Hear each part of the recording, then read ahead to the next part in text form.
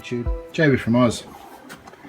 So I have made some progress deep down in the belly of the beast. I've managed to reassemble the drive gears, and as some of you from Facebook will know, it took me a little bit of effort, but I got some circlips on there, made a gasket as you saw in my last video. This is all on, gasket gunge on there, running nice and true. I've gone in and actually cleaned up a whole pile of crap that was in the bottom of the housing there. I'll give you a shot of that. So that's at the bottom of a Taiwanese gearbox. I can't say fresh off the boat because the lid had been loosened on it, but still, it's pretty grotty. So, first recommendation is to replace that if ever you're buying one. I've got the forward, reverse, back gear, neutral in place. Now there's a spring and a grub screw and a ball bearing that holds that in place. As far as orientation, there's two ways it can go, but the way it is at the moment, it looks like there's a actual stop that stops it going further, which looks quite clever, so you don't overdrive.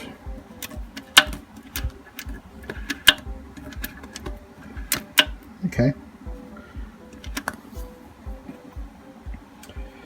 Alright, so the bearings are good.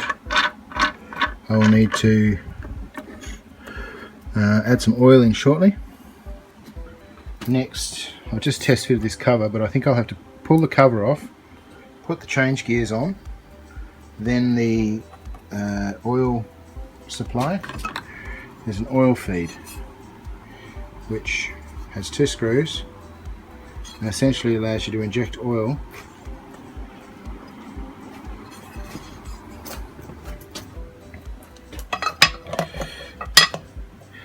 and the only thing holding that place is the two screws and probably a bit of gravity assistance sitting on top of the plate below it.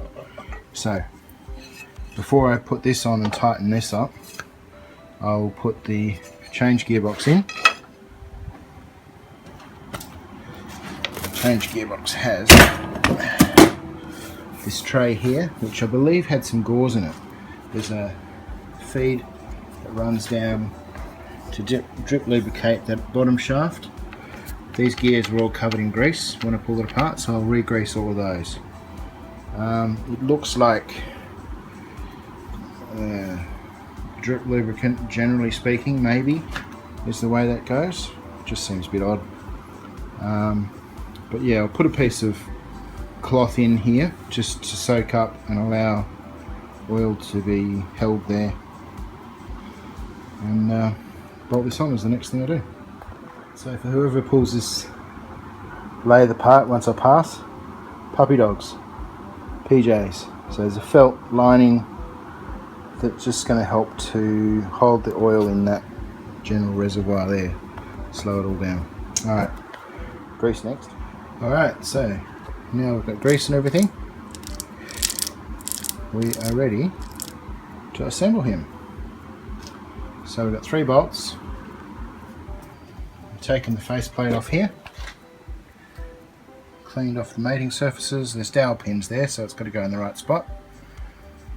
Bring it in, show you when I'm there. Okay, so we're now going to put the levers on. One of the things that's a handy hint with these balls is use a dab of grease, just a dabber, do ya? Isn't that right, Stefan? And then when you bring your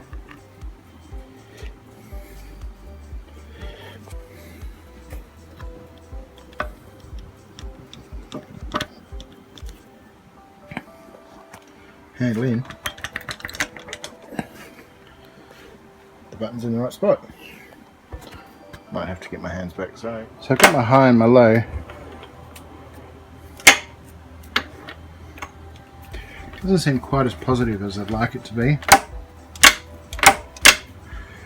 Sort of bounces back to about a half, don't know if you can see that, hang on, lever actuating. But when it sets in there, it's only driving on about half of the gear instead of further over in the detent ball position on the front. So makes me wonder if perhaps I've put these handles on back to front. As far as the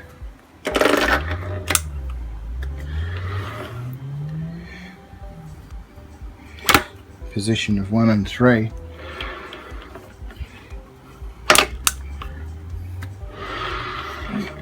it's kind of who knows, but we've got stuff ready for a play.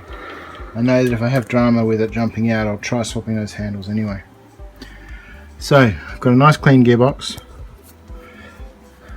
my handles are back on. I'm starting to assemble my drivetrain for power feed. Everything's greased up there, ready for the face to go on. Moving on. A moment of truth. We've loaded ourselves up with some oil. Everything's running really nicely. No signs of leaks. About this side. We shall keep an eye on it.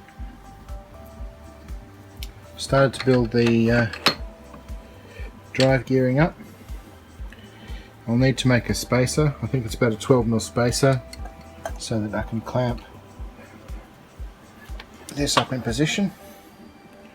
So it just needs a 12mm spacer on that bolt there to hold it in the right location. Then I'll have drive to the gearbox. That's ready for a motor. But oil is feeding really nicely up. I know it's nice and clean. Head can go on top next. And as I say, I'll come back tomorrow and see if I've lost any oil anywhere. But that's a wrap for tonight, I think. Bit of progress. Thanks for watching. Catch you next time.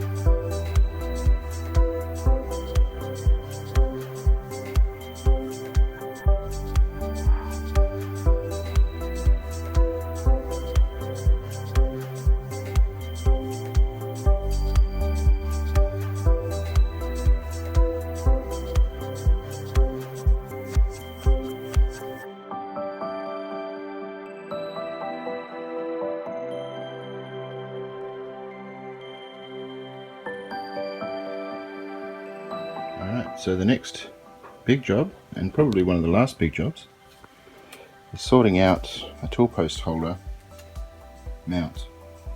I've got 2 bits of cast iron here, and I was talking with Troy the other day, Multifix A tool post, which sitting where it is just above centre, so I've got enough material here to do the job.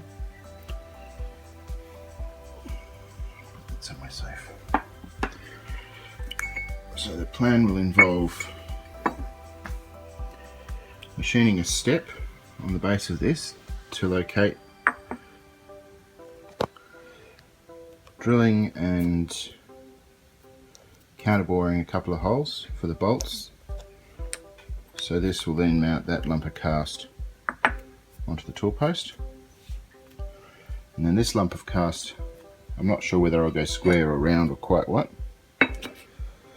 but I'll trim that down to make a top plate, and then I'm considering say 4 bolts into the cast iron below, a tool post coming in on top.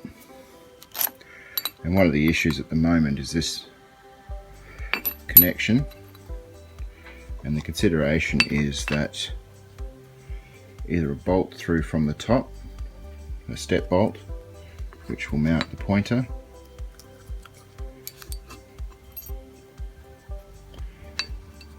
at full diameter so that this is held firmly in place,